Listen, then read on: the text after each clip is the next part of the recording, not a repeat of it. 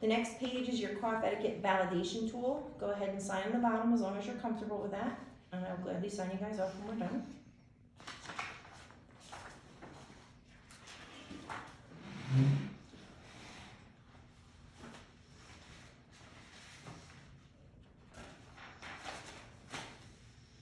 In your information packet, you have a sequence for putting on personal protective equipment, and you have a sequence for taking off personal protective equipment. The sequence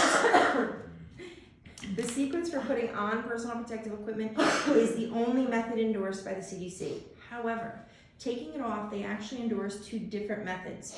And the method that I'm showing you is method 2. There is a reason for my madness when it comes to that. And I will explain to you as we go on. Thank you. Yep. Why I like method 2 better. So when you don your personal protective equipment, I have to make this up, so sorry. You put your gown on first. Always your gown on first. When you put it on, you want to make sure that you're tying, not just the top, but the middle, because if you go in and this isn't tied, it's gonna be falling around everywhere. You might as well not wear it at all. The next thing that goes on is your mask. Mask first, then your goggles or your face shield, and everybody always gets that mixed up. Think of it like shingles on a roof. The shingles on the bottom are always put on first, and the shingles on the top overlap. If I have my goggles behind my face mask and something splashes onto my goggles, where is it gonna go? Say it again, I missed. If I put my goggles behind my mask and something splashes on my goggles and dribbles down, as you go in your it's gonna mouth. go right in my mouth. Always put your mask first and then your goggles layer over the outside, so that way if something splashes, it runs down the outside of your mask. So face mask, then goggles or face shield, and the last thing I'm going to put on is my gloves. Our gowns are not the best. It's what most long-term care people use. If we had really good, strong, durable gowns, I'd say tuck your thumb and poke a hole in. That's what I do. But these yellow gowns will rip up your sleeve and then you're exposed. If you just pull the gown down over the heel of your hand like that, as you put your glove on, it will make a pretty good seal over that glove. Same thing here. I'm going to put my glove on, and I'm going to pull that down over my hand a little bit so that when I put these gloves on, Sometimes even if I didn't poke a hole, I'll just put it over my thumb anyway. It might be awkward feeling, but at least I know it's the point is you have to make sure that you don't have any exposed skin at your wrist. If you're exposed there, then you're at risk of having something go with you that you would really rather not have go with you someplace, like home. So I get my gown, my gloves, my goggles, my face shield. I go in the room, I do what I have to do, right? I come out, this is very important. Ears, shoulders, hips, forward is considered contaminated. This is dirty. Ears, shoulders, hips, back is considered clean. Because this is the face that faces the resident that you do your work in.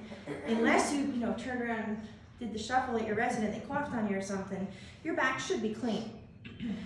So method number 2 states, take your gown and yank it so those ties break. You want to make sure sometimes you have to do it twice to get them both to break. And then you're going to do the shimmy.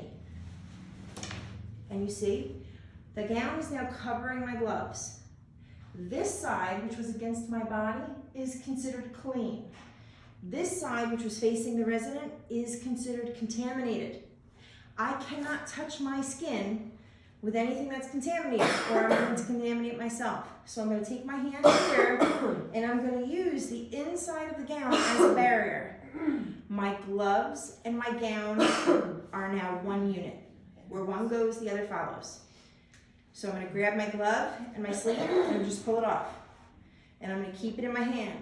I'm going to take my still clean hand, because it was inside the glove, and I'm going to grab this side and do the exact same thing. And I'm going to roll it up, and I'm going to get rid of it. Don't hold on to it. Don't carry it around with you. The longer you have it with you, the more chance you're going to touch yourself and contaminate yourself somewhere. So now I still have a mask and goggles on, and my hands are theoretically clean. How am I going to get these things off? Remember that your goggles are on the top, so you're going to take those off first, and I'm going to show you a trick. If they go all the way around the back of your head, you just grab them in the back and lift them over and away and discard them. Very simple. But we have goggles that are like this. So it makes it a little more difficult. Remember, behind your ear is considered clean. Take your finger, grab just the edge of your goggle like that and pull it away, and watch what I'm gonna do. I'm gonna rip my hair out of my head is what I'm gonna do. Or could you get another clean glove? and rinse it No, off? I do not even bother, because as soon as you put that glove on, you're contaminating it. Don't. Just use your hands clean. You notice I didn't move Why my did you- hand. Because you haven't washed your hands yet? Is that Correct. why? Correct. You can't put gloves on dirty hands. So I did not move my hand. I kept my head turned, and I turned my head, Okay. and the goggles come right off. Throw them out. Same thing with your face mask. If it goes all the way around the back of your head, you would grab the back and lift it up and away. We have the ear loop kind. So you're gonna reach behind, grab that elastic, and just turn your head. Try not to move your hand. Try to use the turning of your head to get the things off. Put them in the garbage, and then I'm gonna go and I'm gonna wash my hands immediately. The reason I like method 2, which is what I just showed you, better than method 1.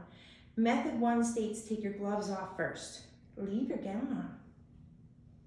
Yeah, that makes no sense. Now you've got contaminated sleeves and you're reaching up towards your head. Mm-hmm. It is doable, but it puts you at much higher risk of contaminating places like your face that you really would rather not contaminate. Mm-hmm. So I much prefer to do this method. If you have gowns that are not disposable, that actually tie, you have no choice but to use method 1, because you have to reach around to untie the ties. And you can't do that with the dirty gloves on. But for the most part, in most long-term care facilities, we have the disposable gowns, so using method 2 works much better. Is everybody okay with that? Does anybody want to see it again? No. Anybody want to try it? Good. If you get out to the floor and you are not comfortable with it, and you're on that crazy headset, something about shimmying or something, and you have no idea what you're doing, find me. I am here a great majority of the time, and I will gladly come out and walk through it with you one-on-one, because I want to make sure that you are comfortable. This is how you protect yourself. This is how you protect your residents, and I can't say strongly enough how important it is that this get done properly. So, there's a post test here. The top says number the steps in the proper sequence for donning, which is putting on your personal protective equipment.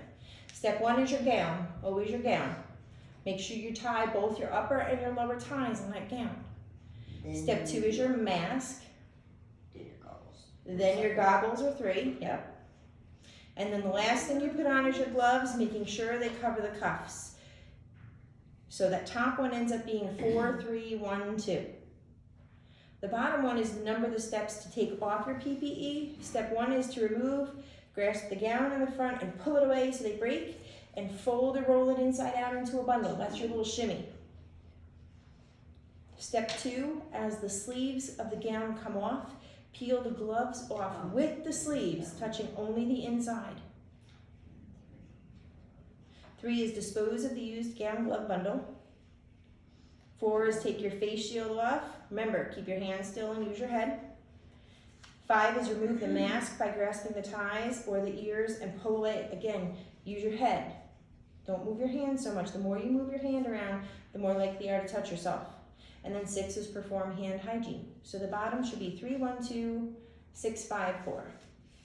Any questions on that? And the last page is your validation tool. As long as you are comfortable with that, you can go ahead and sign on the bottom, and I will check you off on that. Please, I can't say it enough. If you are not comfortable, if you get out there and you are unsure, if you say, I really don't remember what she said, have somebody find me. I'm here all the time. So the chances of me not being here, or even when you first start your shift, if you just want to find me and say, can I see that one more time, can you show me? I want to make sure everybody is very comfortable with this procedure. All right? I'll have you in a smart